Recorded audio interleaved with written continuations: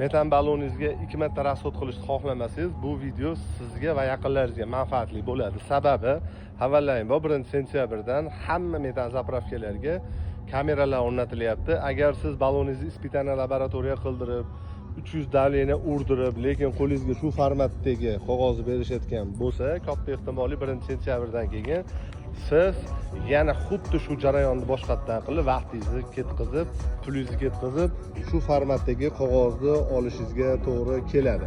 Endi bu qog'ozlar nima beradi? Bu qog'ozlar xuddi sug'urta, dovernosga o'xshab onlayn ko'rinishni boshlaydi. Siz metan zapravka kirganingizdan keyin metan zapravkada xuddi shu formatdagi qog'ozingiz bo'lsa, o'zi avtomatik onlayn ko'rinadi. Ba'zida keyin bemalol metan gaz quyishingiz mumkin.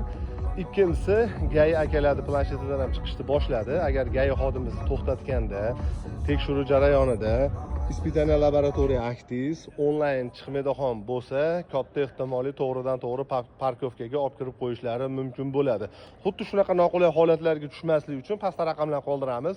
Bemalol murojaat qilib, biz ishxonaga kelib, o'sha GAI akalarning bazasidan, metan zapravkalarning bazasidan chiqadigan onlayn aktlarni qildirib ketishlaring mumkin.